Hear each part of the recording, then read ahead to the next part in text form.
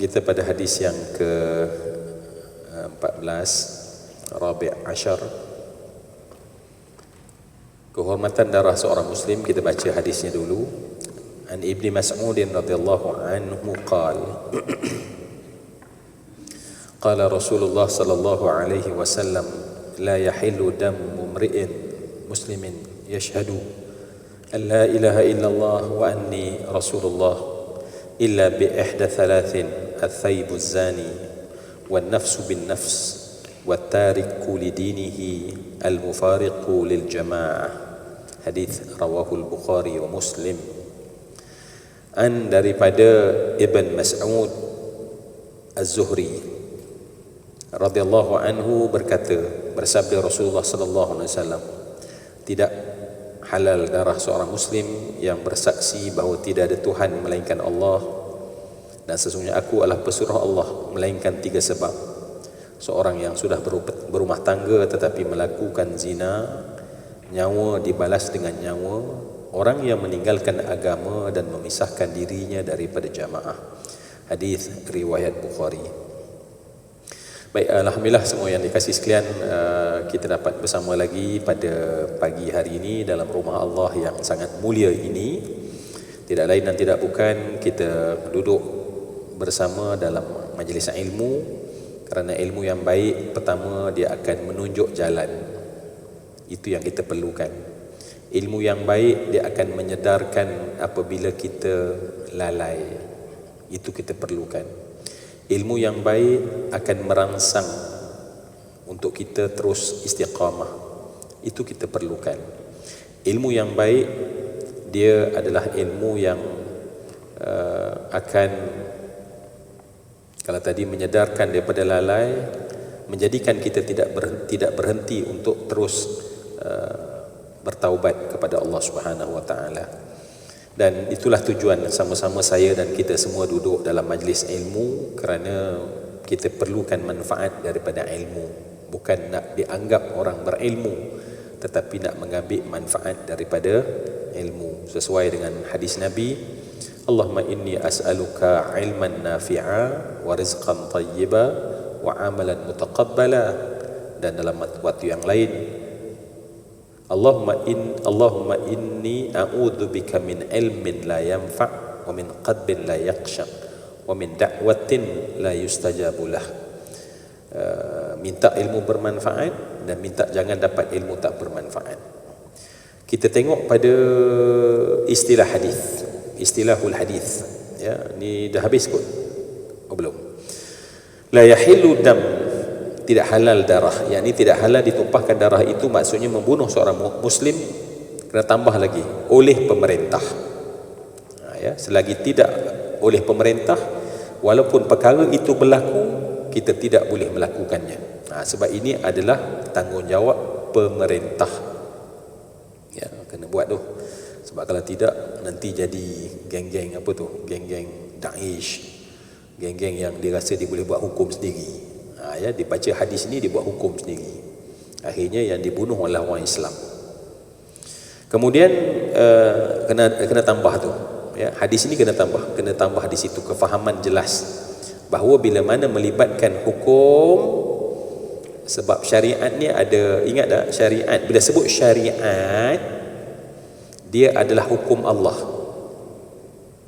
Baik, syariat adalah hukum Allah.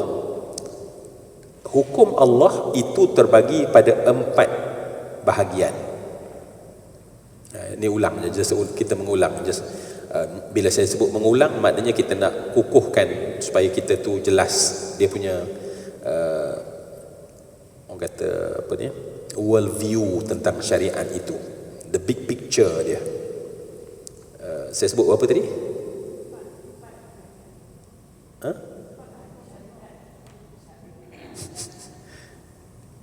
Syariat itu terbagi pada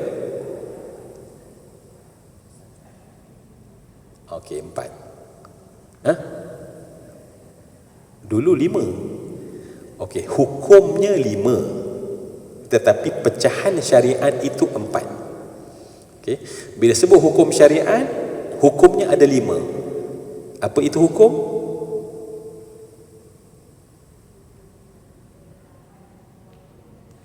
menetapkan sesuatu pada sesuatu. Hukum syariat maka menetapkan wajib pada solat. So wajib letak pada solat, kan? Itu hukum. 5 lah: wajib, sunat, haram, makruh, harus. Itu saja. Dan siapakah yang mengeluarkan hukum? Siapakah yang mengeluarkan hukum syariat? Ulama. Apakah dia punya keahlian untuk yang dia ada untuk dikeluarkan hukum? Ulama clear, kan? Benda tu bagi clear supaya kita tahu bahawa apabila seseorang nak mengeluarkan hukum, maka dia mesti refer kepada bidang fiqh. Sekiranya kita duk ambil ulama sahaja tetapi kita tak tahu disiplin ilmu seseorang itu, maka pada ketika itu kita telah tanya orang yang salah. Dan tanya orang salah, fantaziris sa'ah, tunggulah saat kehancuran. Okey, baik. Itu dah alhamdulillah, masya-Allah. Cemerlang je, kan? Saya dah macam confuse tadi, lipat ke berapa ya, tapi di sini ya Allah, duduk dengan aura orang cemerlang ni, saya pun dapat tumpang sama, alhamdulillah. Rasa lega rasa, ya. Alhamdulillah. Baik. Amin ya Rabb. Baik. Kemudian bila sebut hukum syariat, maka dia ada 4 bahagian. Ni juga kita refresh bagi macam laju je jawapan kita, kan. Kalau hukumnya 5 tadi, tapi dia punya bahagian dia, maka setiap bahagian itu disebut sebagai rubu'.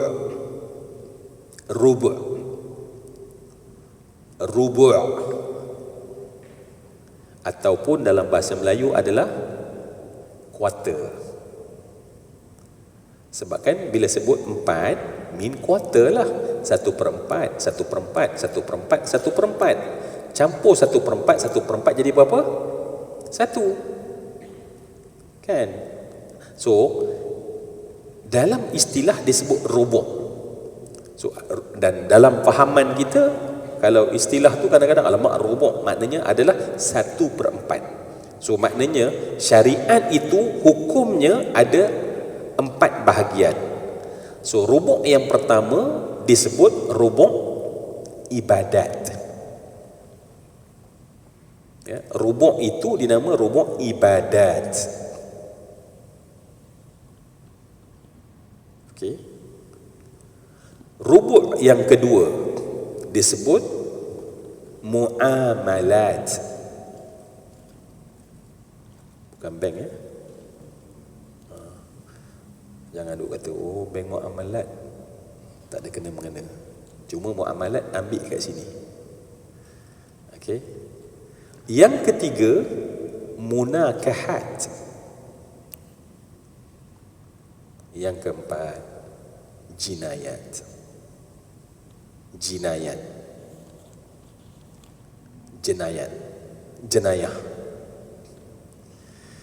Bila sebut saja hukum syariat, maka dia mesti 4 dia, ya. Dan daripadanya mengeluarkan hukum wajib sunat. Okey. So yang pertama apa tadi? Ibadat. Kedua muamalat. Yang ketiga munakahat. Yang keempat jinayah. Apa saja hukum syariat, petiklah kok mana pun dia mesti ada dalam 4 bahagian ni. Petiklah kok mana pun. Cuba petik satu contohnya, kita cuba tengok. Sebut je satu-satu benda. Tak dengar? Kenapa tak dengar? Zakat dalam ibadat. Lagi contoh? Ataupun kita kata saya nak berhutang, macam mana? Dalam muamalat. Saya nak mencagarkan sesuatu, muamalat. Saya nak buat agreement, muamalat. Saya nak berbagi keuntungan dalam bisnes, muamalat. Ada dalam tu semua sekali. Saya nak share dalam muamalat. Lagi contoh? Tak dengar? Nikah cerai, munakahat, kan? Tunang, munakahat. Apa lagi? Talaq, munakahat. Apa lagi? Wali. Semua bab tentang rumah tangga ada ni. Dan last kali apa dia? Dalam munakahat, last kali apa? Dah belum tak. Satu-satulah. Habiskan dulu ya Allah, ya. Dia memang orang aktif ni dia lain. Dia nak cepat, kan? Kita settle dulu satu-satu. Yang last kali dalam munakahat ialah tadi dah dia tak last, dia tengah-tengah juga. Last kali adalah faraid. Jadi orang tengok faraid tu, kalau kita tengok, kita letak kompartmen, ni tempatnya. Dia terbit daripada ilmu munakahat. Sebab bila dah ada rumah tangga, nak pecah-pecah tu macam mana harta dalam rumah tangga, harta orang yang baik, dia dalam faraid. Itu contoh. Petiklah kok mana pun hukum dalam syariat, dia mesti masuk dalam salah satu ini. Petiklah kok mana pun. Dan kalau kita tengok kitab jurisprudence kita yang tebal banyak itu, dia mesti pecah ibadat, muamalat, munakahat, jenayat. Jenayat ni termasuk hadis yang kita bincang ni lah. Hukum-hukum yang perlu yang dilaksanakan oleh para pemerintah untuk menetapkan sesuatu hukuman, apa saja dia punya ketetapan ada dalam bab jinayat. Maka sebab itu kita tahu bahawa kita perlukan kepada orang yang alim dalam bidang ini, ya, orang alim dalam bidang ini. Tidak hanya dengan simple kita kata ambil Quran, ambil hadis, maka saya dah buat hukum. Tak boleh buat hukum. Dia kena banyak ilmu lain yang dia kena ada untuk diterbitkan hukum, sebab dia ni satu yang kompleks, ya. Jadi kadang-kadang orang rasa bahawa memang Islam ini mudah, tetapi kenapa adanya keahlian, ya? Bawa kereta mudah tak? Nak tanya je, takkan marah. Itu pun biasa je, kan? Bawa kereta mudah tak? InsyaAllah, kan? InsyaAllah, kan? Buat kereta? Jangan kata senang je, tolong buat satu. Kan? Nampak? Itulah contoh. Maknanya tajuk kereta itu saja untuk kita guna, sebab kita ni orang awam guna kereta. Tetapi jangan orang awam rasa dia boleh buat kereta. Itu problem kita sekarang. Problem kita sekarang kerana Islam tu mudah. Macam buat kereta mudah. Ya mudah, tetapi ada satu part lagi. Maka sebab itu perlu kepada para ulama. Dan ulama tadi mesti benar-benar di bidangnya. Okey, baik. Alhamdulillah. Boleh saya kembang sikit lagi bab tadi, kan? Boleh? Baik. 4 tadi, kan? Dia panggil apa? Rubu', kan? So rubu' pertama, rubu' kedua, rubu' ketiga, rubu' keempat. Baik, daripada mana sebenarnya, sebab daripada mana punca adanya 4 rubu' ini?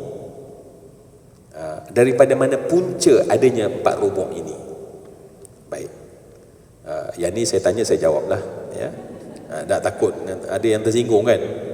Dia tanya, dia jawab, marah pula, kan? Jadi yalah, benda duduk sama-sama ni, ramai-ramai ni, macam-macam orang, macam-macam berbeza, kan? Okey. Sebab 4 tadi adalah hukum syariat. Nampak tak? Hukum syariat. Bila sebut syariat, daripada siapa?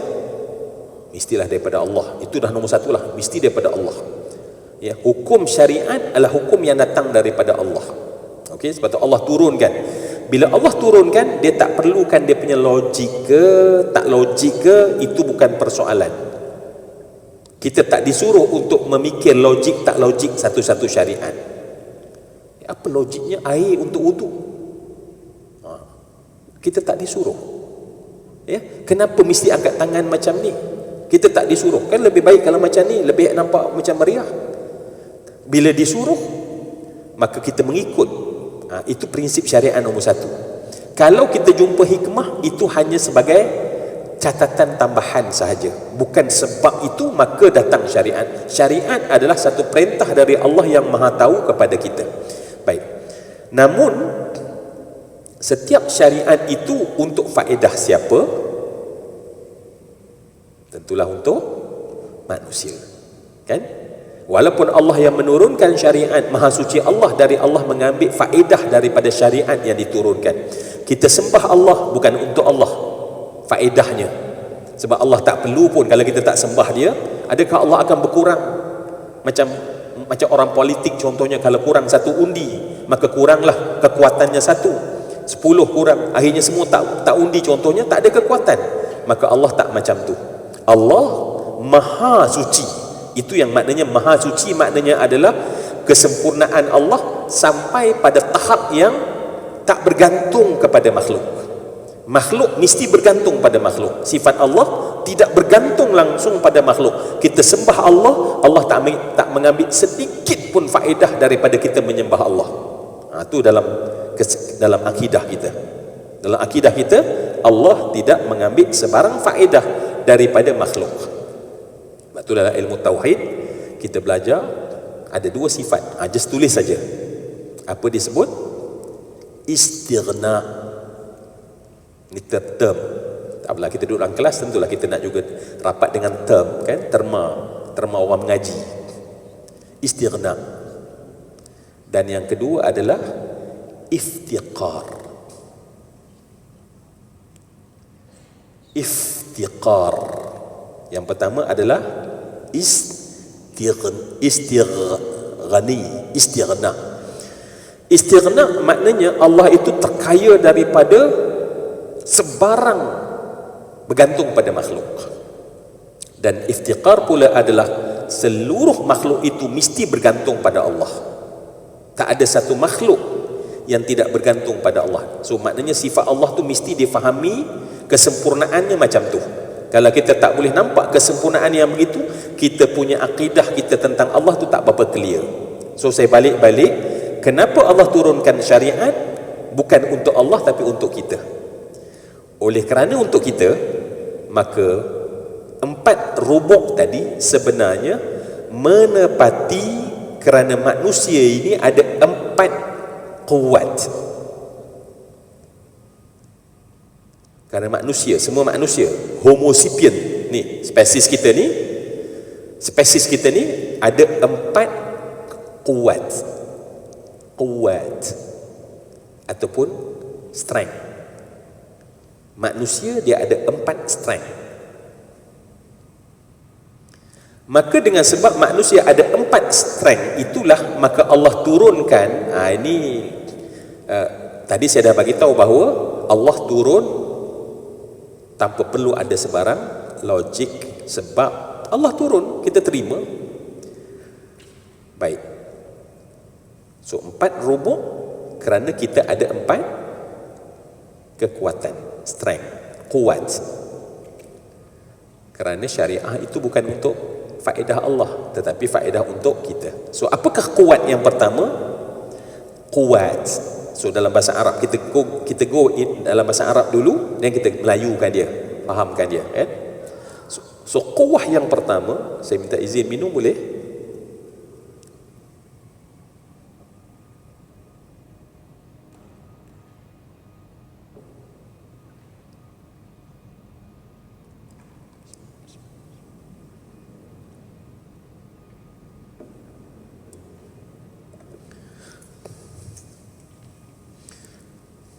So apa dia? 4 kuat. Sebab dalam bahasa Arab kuat tu adalah plural. Kuat, strength. So yang pertama, kuah disebut kuah nutqiyah. Tak apa. Kalau rasa macam alamak, jangan alamak. Sebab bila kita ni selalu stuck kat terma. Tapi bila kita terang, simple je. Tapi tak apalah, sebab dalam kitab ilmu dia tulis macam tu, kita bincangkan. Sebab kita bukan baca internet, kita duduk ngaji. So bila duduk ngaji, kita layak untuk mendapat yang sepatutnya kita dapat. Kenapa duduk? Bukan tadi kerusi. Boleh. So kuah yang pertama disebut kuah nutqiyah. Nutqiyah. Tak apalah. Quwwah yang kedua disebut quwwah batniyah. Batniyah. Tak apa, dengar je dulu. Nanti kita cerita senang je. Quwwah yang ketiga adalah quwwah syahwiyah farjiyah. Dan keempat adalah quwwah ghadabiyah. Quwwah ghadabiyah. Tak dengar? Saya ulang 2-3 kali insya-Allah. Yang pertama quwwah nutqiyah. Yang kedua quwwah batniyah. Yang ketiga panjang sikit, quwwah syahwiyah farjiyah. Yang keempat quwwah ghadabiyah. Last ulang. Pertama quwwah nutqiyah. Kedua quwwah batniyah. Yang ketiga quwwah syahwiyah farjiyah. Yang keempat quwwah ghadabiyah. Rupanya manusia ada 4 kind of strength dalam diri manusia. Dalam diri manusia dia ada 4 kekuatan itu. Allah mencipta kekuatan itu. Yang membezakan kita dengan mineral water, membezakan dengan mikrofon, dengan kamera, dengan kapet, dengan tiang, dengan makhluk lain, hatta dengan hayawan lain. Hayawan, ya. Apa makna hayawan? Apa makna hayawan? Oh, hayawan tu makna benda hidup.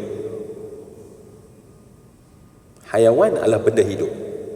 Hayawan adalah benda-benda, sebab kejadian ni ada 2. Satu benda mati, jamid, satu benda hidup. So kita termasuk dalam benda hidup. Sebab tu kita disebut sebagai hayawan natiq. Ada orang terjemah binatang bercakap. No. Hayawan adalah benda hidup yang bercakap. Sebab tak semua benda hidup bercakap. Ya. Pakai lidah lah. Pakai peti suara. Okey, balik. Apa yang pertama tadi? Quwwah nutqiyah. Quwwah makna kekuatan. Nutqiyah adalah nutqiyah ni asalnya adalah bercakap ataupun asalnya lah. Tetapi berlakunya bercakap itu kerana apa? Manusia ini berfikir. Sebab cakap ni sebenarnya medium saja. Tapi sebab manusia itu manusia ni ada kekuatan ataupun dalam sebenarnya kekuatan untuk mereka itu berfikirlah. Ya. Kekuatan berfikir. Baik. Kekuatan yang kedua ialah kekuatan dinamakan kekuatan itu kekuatan perut.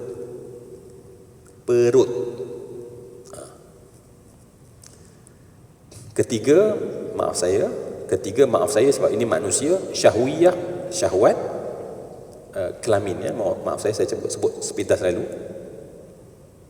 Dan yang keempat adalah kekuatan marah.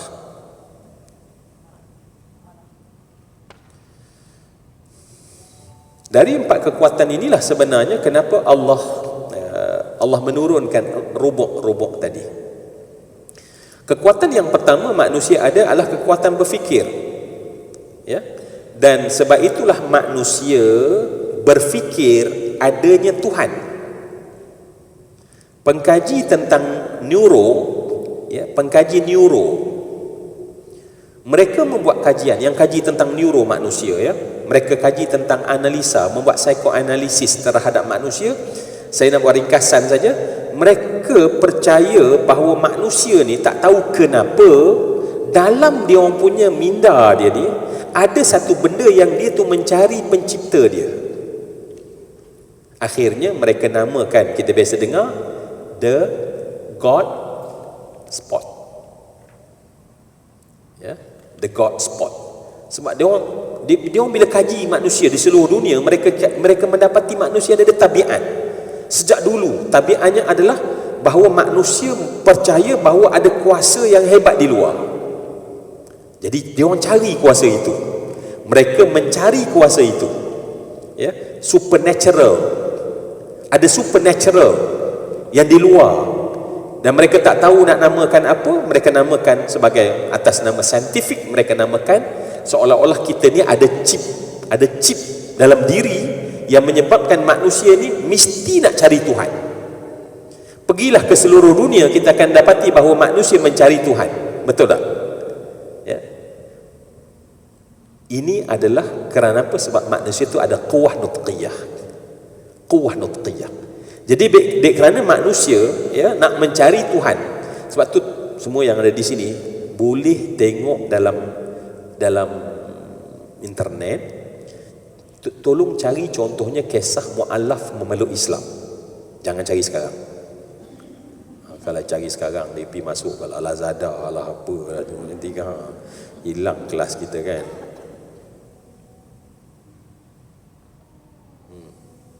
Okay? Kita akan jumpa bahawa kebanyakan daripada mereka berkata apa dia? Kami mencari Tuhan. Kami mencari Tuhan. Kami mencari Tuhan. Mencari Tuhan.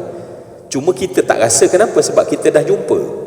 Kita tak rasa polemik itu, kegelisahan itu kita tak rasa sangat, dia punya konflik dalam diri sebab kita dah jumpa. Tetapi orang yang tak jumpa, mereka akan cari, mereka akan cari, mereka akan cari. Hatta orang-orang yang tak nak fikir untuk cari pun mereka akan cari. Rupanya kenapa? Sebab manusia ada quwwah nutqiyah. Baik ya. Saya pernah cerita dalam kelas kita pasal ada seorang padri. Saya cerita sikit boleh? Saya nak cerita satu benda ni yang nak kukuhkan rupanya kita ni ada quwwah nutqiyah. Cuma kita ni kadang-kadang tak rasa kita ada. Lebih malang kita tak pernah syukur sebab kita dah dapat. Kita tak seperti para sahabat yang menangis sebab dapat apa yang mereka cari. Sayyidina Umar matanya sentiasa bergenang dengan air mata. Sebab kenapa? Sebab Allah bagi apa yang manusia secara fitrah hendak. Kita tak rasa pun. Sebab kita ni dah biasa macam tu, tak tahu kenapa kan. Sebab benda kalau biasa dia jadi macam Allah bisa, orang kata kan. Allah bisa agama ni sebab dah biasa. Baik, bolehkah saya nak cerita ni? Tak boleh ke tak? Macam-macam terpaksa dengar je kan. Kadang-kadang kan kita cerita tu kan, macam kita balik kampung mak kita cerita banyak-banyak kali tu kan, kata macam boring lah dengar. Tapi yalah dengar lah juga sebab mak kan takkan nak lawan pula kan. Mak dulu masa zaman Jepun yalah dah tak tahu berapa puluh kali cerita dah kan. Okey, boleh ke ni? Dia punya PhD dalam theology, memang master dalam bidang agama dia lah ya. Saya sebenarnya cari balik nama dia, tapi buat sementara saya tak dapat nama dia. Tapi cerita dia macam ni lah. Saya cerita tapi saya harapnya jangan cerita ni saya baru cerita kat sini lah ya. Jadi akhirnya dia pun dia ni ke saya dah cerita dekat ni, yang terdekat, betul ya. Kalau dah cerita tak, jangan, saya nak skip je sebab tak penting pun, sebab saya rasa agak rugi masa. Tetapi kenapa? Sebab setengah benda dia perlu dikukuhkan. Kadang-kadang kita tak nampak quwwah nutqiyah. Bila kita tak nampak quwwah nutqiyah, nanti kita tak tahu the answer untuk quwwah nutqiyah adalah rubu' ibadat. Kita tak nampak dia punya tali fitrah kita dengan syariat sebab tak link, dia tak go parallel antara fitrah kita dengan syariat yang turun, fitrah dalam hati dan syariat yang turun. Sebab tu saya cerita ni supaya kita nampak dia punya apa ni, line yang lurus antara fitrah dan syariat. Sebab syariat adalah hukum Allah, tetapi kita nak tahu bagaimana dia boleh masuk secara lurus dalam hati kita. Sebab tu saya cerita. Baik, jadi dia ni belajar, bila sampai pada PhD, maka bila dia habis belajar, diserahkan satu area untuk jaga beberapa gereja di sanalah. Semua yang saya kasih sekalian. Cuma dia ni nak jadi ceritanya, dia berkawan dengan beberapa orang Islam, orang Arab lah. Jadi dia rasa macam Orang Islam ni dia ada satu special. Orang Islam ni ada satu special. Dia orang ni macam sangat pegang dengan agama. Itu dia perasan. Maknanya time solat, ya, time puasa. Itu pada dia satu benda yang dia respect. Okay. Jadi dia buat baik dan akhirnya kawan baik dia adalah orang Islam. Daripada seorang kawan baik, akhirnya dia punya circle dia orang Islam. So kalau cuti time imam mana, tak sedar rupanya dia seorang je tak Islam. Hak lain semua orang Islam. Kan? Itu cerita dia. Tetapi dia masih agama dia. Ya?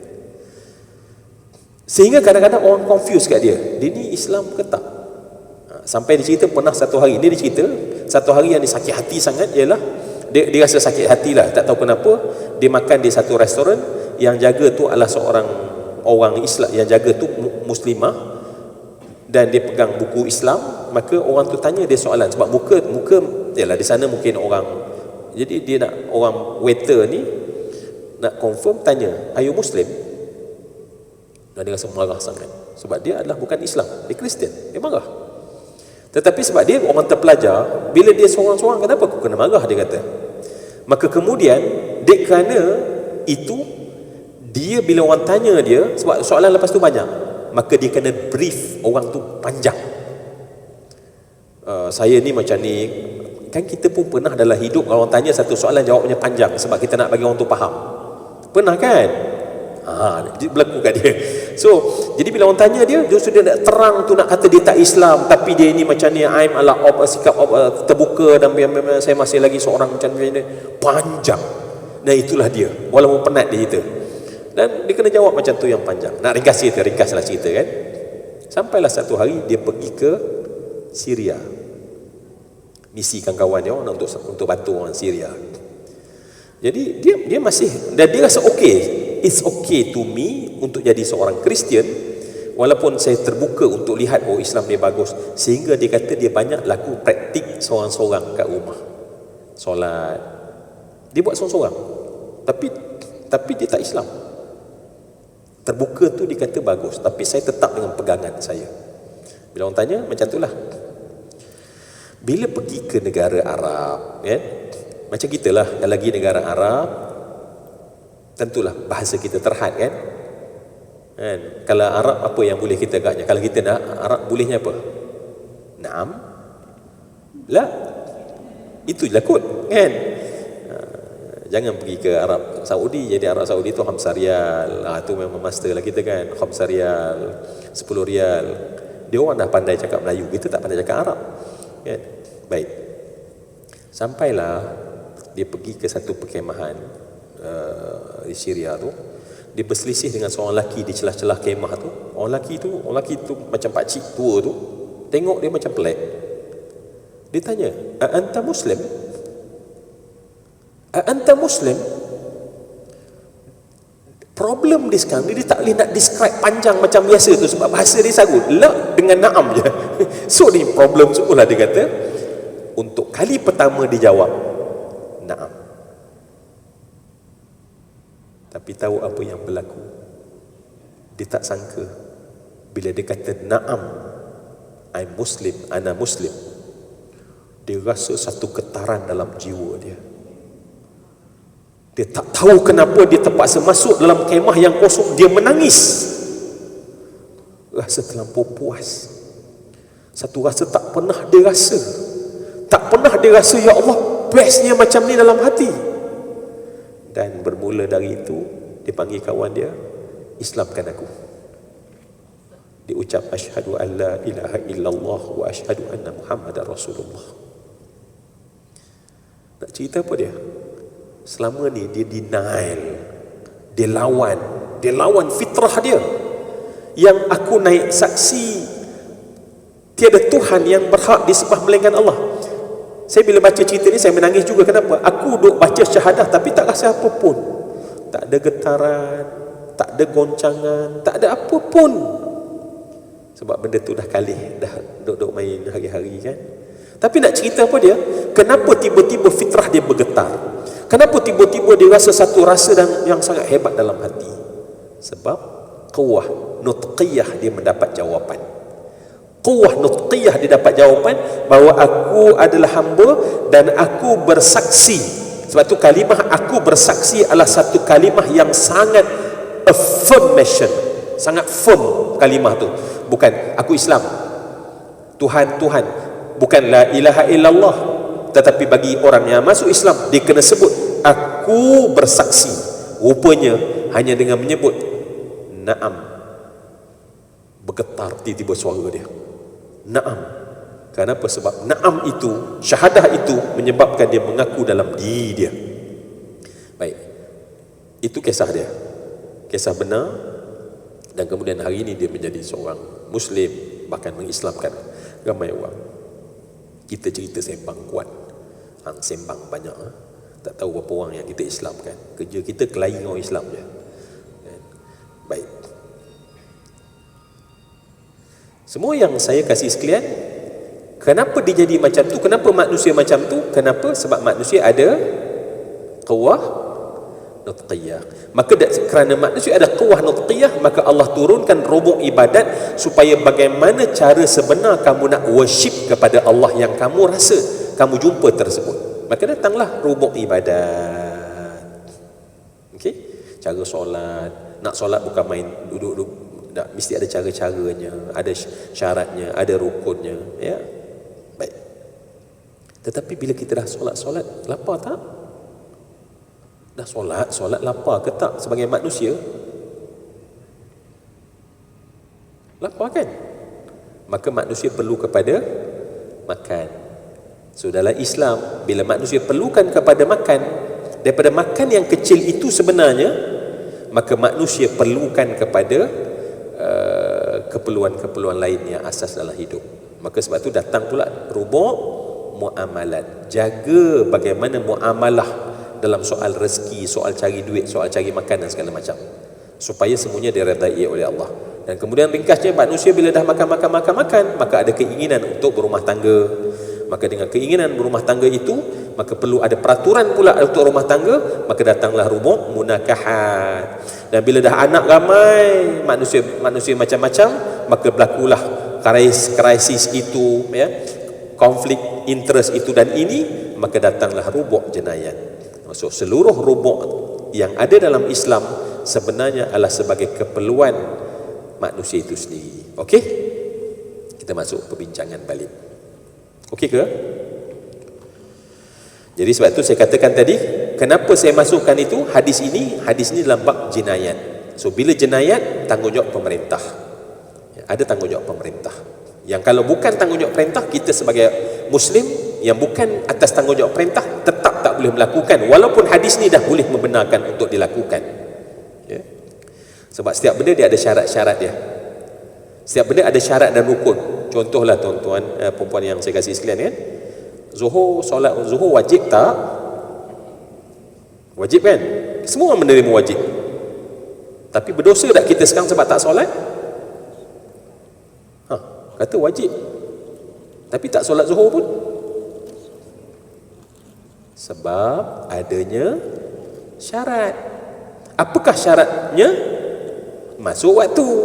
Jadi walaupun dia wajib, tetapi kalau tak cukup syarat, wajib belum jadi wajib. Begitu juga dalam syariat, dalam jenayat. Ada benda yang memang wajib tetapi tidak jadi wajib kerana belum cukup syaratnya. Macam tu ya. Biihda thalathin, biihda dengan satu ataupun melainkan dengan tiga sebab. Ya. Iaitu darah seorang Muslim itu menjadi halal tumpahnya, yakni seorang Muslim itu halal hukumnya dibunuh disebabkan perbuatannya merupakan salah satu daripada ketiga ciri yang menjadikan beliau halal untuk dibunuh sebagaimana dalam hadis. Itu maksud hadis, tapi tetap buat bracket. Saya takut sangat. Sebab apa? Sebab kalau salah dia punya struktur, jadilah Daesh. Jadi minggu sudah saya dalam Usrah Nurani bercakap dengan bahagian teroris kan. Bagaimana teroris itu lahir dan sebenarnya sejarahnya adalah bagaimana mereka gunakan hadis-hadis yang macam inilah untuk tumpahkan darah orang Islam. Untuk tumpahkan darah orang Islam. Ya, kita ni tak rasa apa-apa kan? Contoh, ya, ada satu kes. Sebab Hadis kalau tak difahami dengan betul, hadis tersebut akan digunakan untuk merosakkan manusia. Setengah orang dia tak nampak benda ni. Dia rasa bahawa oh kita ni kalau kita baca Quran, kita baca hadis, settle masalah. Kan kita pernah fikir macam tu, kita selalu fikir macam tu. Ada tak kita fikir macam tu? Dunia hari ni sebab tak ada Quran, tak ada hadis, sebab itulah masalah. Betul kan? Tapi tuan-tuan, siapa yang bunuh Sayyidina Ali? Siapa yang bunuh Sayyidina Ali? Siapa kalau kita lah di sini, siapa yang berani bunuh Sayyidina Ali? Siapa yang gamak ambil pedang bunuh Sayyidina Ali, Sayyidina Ali bin Abi Talib? Gamak dah agak-agaknya akidah kita, syariat kita membuat satu justifikasi bahawa Ali wajib dibunuh. Terfikir tak? Terjangkau tak di akal kita? Orang kata boleh brain tak? Jadi sebab tu yang bunuh dia adalah seorang muqri, seorang hafiz Al-Quran, seorang yang dihantar sejak daripada zaman Sayyidina Umar ke Mesir, dan Sayyidina Umar utus tulis surat kepada Amr bin As, tolong buatkan rumah untuk si dia ni datang dan orang boleh mengajar Al-Quran, dan dia mengajar Al-Quran. Tetapi nampak Al-Quran disalahfahamkan oleh pahaman dia, maka akhirnya dengan Al-Quran dia bunuh Sayyidina Ali. Jadi setengah orang dia fikir, alah kalau kita kembali pada Quran, kita kembali pada sunnah, settle. Tunggu dulu, kembali itu kok mana cara kembali dia, ya, kembali yang macam mana cara dia kembali dia, ya. Dan kita baca, boleh baca tentang Ibn Muljam yang bunuh Sayyidina Ali ni, yang bunuh Sayyidina Ali, dia baca sambil membaca Al-Quran. Dia menetap Sayyidina Ali, menikam Sayyidina Ali sambil baca ayat-ayat Allah. Dan ketika dia dihukum, dia kata apa dia? Aku nak dipotong sebahagian tubuh aku supaya aku tetap boleh membaca Al-Quran. Nampak tak? Maknanya kalau tak betul Al-Quran itu difahami, hadis itu difahami, rupanya dia boleh dirosakkan dan merosakkan manusia. Sebab tu ulama terdahulu mereka memastikan bahawa mesti betul Al-Quran dan hadis ini. Ya, kalau tidak dengan Al-Quran dan hadis, maka dengan senang-senang tiba-tiba membunuh manusia yang lain. Tak biasa kan dengan cerita ni kan? Sebab kita rasa bestlah kalau Quran settle, tapi itulah hakikatnya. Yang saya nak cerita tadi, kita ni tak rasa apa-apa, tetapi pemahaman yang tak diajar dengan betul. Contoh satu kes, tak silap saya berlaku di Terengganu. Ni bahagian jenayah, bahagian terorisnya cerita. Ni cerita agak lama dah. Dia masuk pada satu kedai jual CD. CD tu lama lah, sekarang mana ada CD kan. Tak Islam lah. Seorang yang jual tu bangsa Cina. Dia masuk, dia tutup dia punya apa ni, dan pisau dia, dan dia pakai pisau, dia letak kat leher. Jadi dia ni menangislah, tolonglah, lepaskanlah, ya. Nak duit semua ambillah duit, nak ambil CD pun ambillah CD, kau nak meropak CD ambillah CD apa pun. Dia kata apa dia? Ambil telefon. Ambil telefon. Okey, kawan tu menggeletar, ambillah telefon. Telefon polis. Telefon polis. Biasanya orang rompak takut polis. Telefon polis.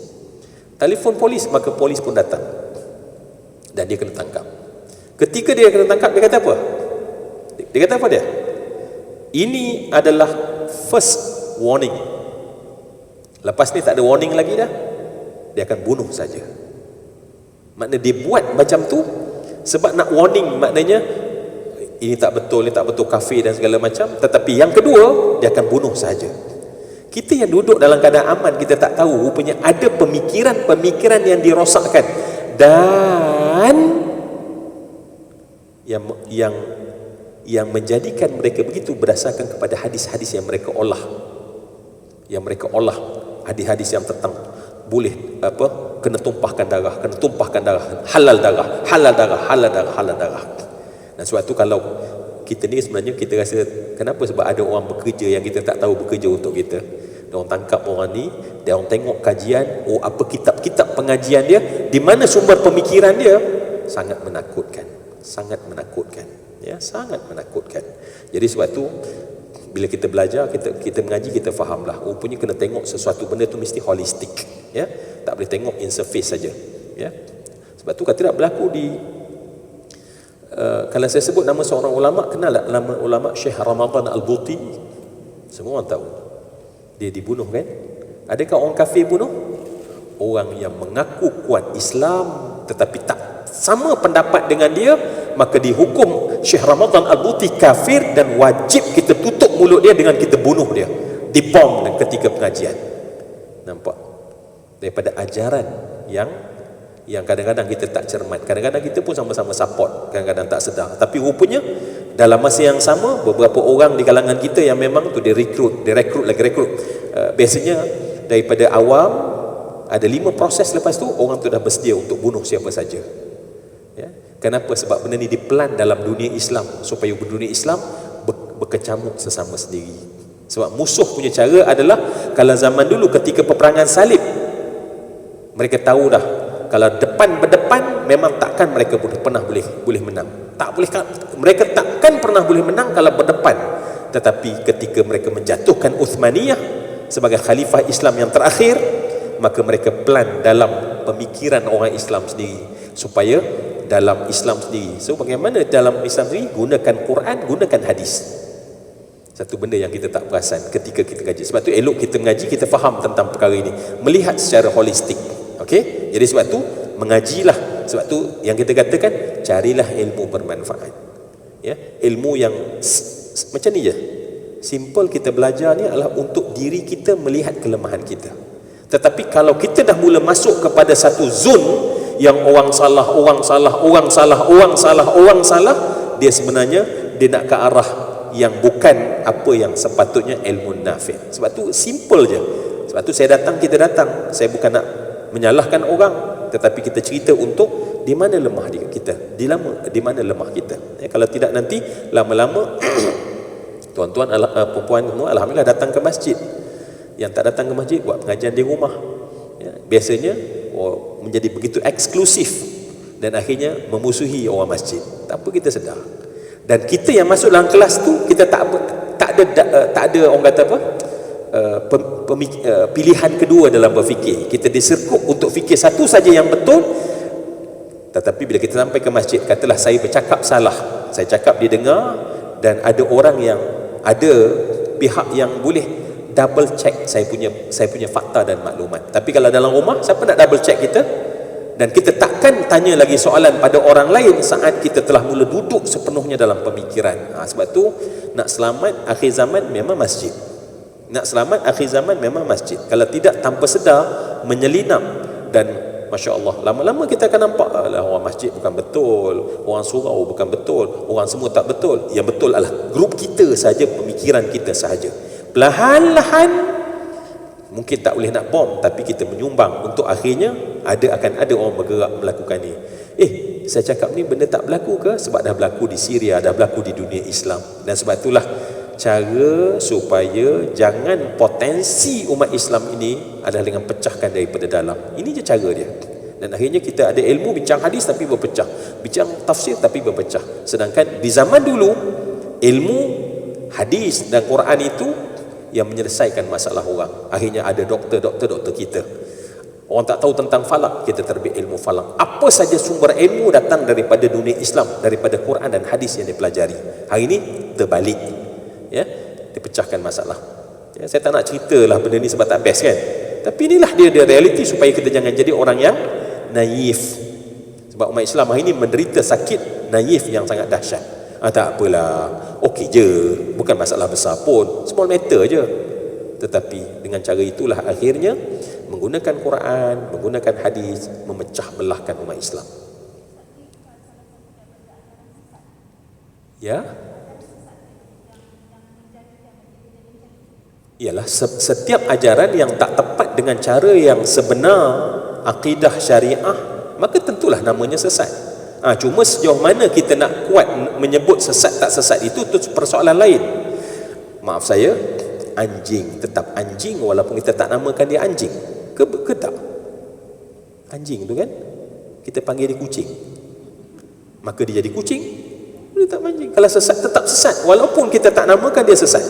Walaupun kita tak kata pun dia sesat, tetapi kalaulah ajarannya memecah belahkan, merosakkan akidah, maka dia jadi sesat. Tetapi kita bercakap akhir sekali. Ilmu ni dia ada akhir dia. Akhir sekali dalam sebuah masyarakat adalah kerukunan. So kalaulah kadang-kadang kita tak nampak dia punya awal, tapi dia lihat, kadang-kadang kita tak nampak pangkal, lihat pada pucuk.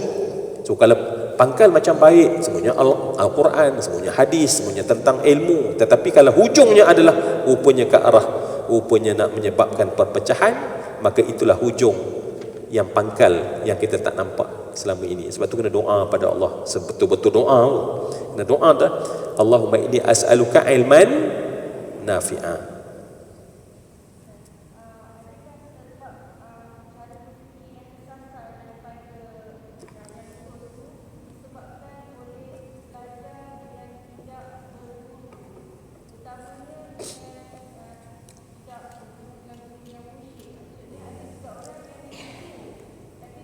Ya.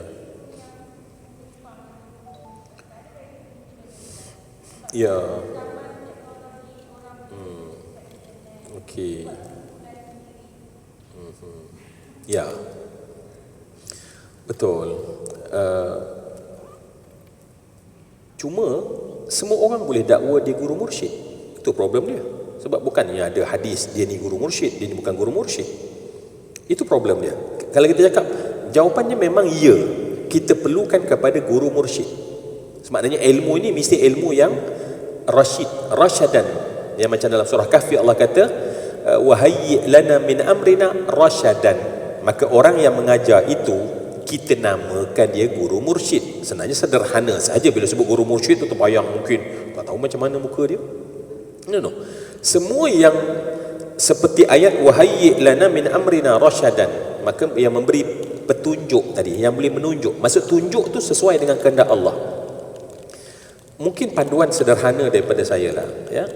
Sebab ilmu ini dia mesti tradisi. Itu je. Ilmu mesti by tradition. Ilmu dia mesti dengan tradisi. Ya. Apa maksud tradisi? Mesti daripada satu generasi ke satu generasi. Dan sifat ulama, apa dia sifat ulama? Ada beberapa sifat. Sifat yang paling besar Allah sebut dalam Quran, innama yakhshallah min ibadihil ulama. Ya, ni saya cerita bukan daerah kita. Ya, kita ni tak layak. Saya jauh sama sekali kalau nak sampai kata mursyid ke ulama tu dah jauh. Kita cerita tentang orang yang di atas kita. Ya, mereka yang di atas kita. Pertama sekali ulama sifatnya takut pada Allah. Sehingga dia menghukum sesuatu, dia tahu ni bukan aku punya, ni Allah punya. Bila dia tahu aku nak bercakap ini hak Allah, dia tak sama macam hak kita.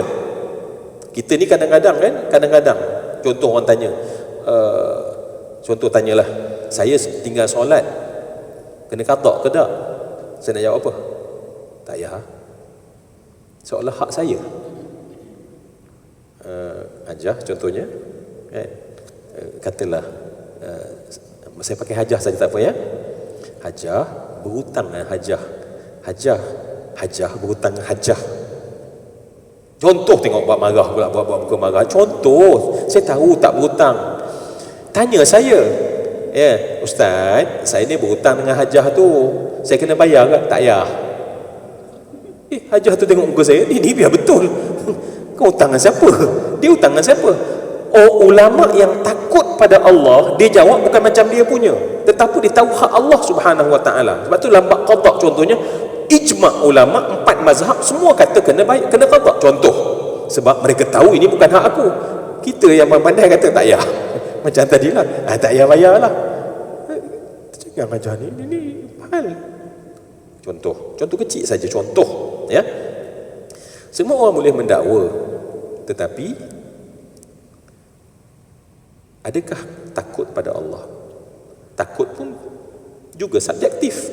Mana kita tahu dia takut dan tak takut? Okey. Kemudian sebab kebaikan ini, kenapa saya kata tradisi? Sebab dia mesti ada dia punya circle dia. Circle. Ya. Jadi sebab tu semua yang saya kasih sekalian, masuk circle apa dia? Ulama dahulu dia turun sebab sifat ulama adalah waris. Siapa yang kata sifat ulama waris? Nabi kata al ulama warathatul anbiya. Bila sebut waris maknanya turun daripada satu ke satu, turun satu ke satu. So mana ilmu yang benar adalah ilmu yang mesti turun daripada satu dan bukan ilmu yang tak ada daripada warisan itu. Ya, kalau kita buat maka pemahaman kita akan jadi salah. Ya, mudah sangat jadi salah. Saya dah cerita dalam kelas kita ya. Sesimpel hadis sahih tentang apa dulu saya cerita tentang apa? Masih dah ingat. Satu hadis yang simple saja. Tentang solat jamak. Untuk siapa? Orang yang musafir dua batu. Kan? Dalam hadis sahih riwayat Muslim kan? Adalah Nabi apabila bermusafir sejauh dua batu maka menjamak dan mengkasarkan solat. Okay? Saya memang mudah lah sebab duduk daripada tu. Apa dua marhalah, dua batu kan? Milain, dua batu dalam hadis tu. Barang siapa yang adalah Nabi bila bermusafir sejauh dua batu maka Nabi menjamak dan mengkasarkan solat dia. Saya sampai ke Saujana dah banyak batu dah. Kan? So, nampak tak? So boleh jamak ke tak boleh jamak? Boleh kasar tak boleh kasar?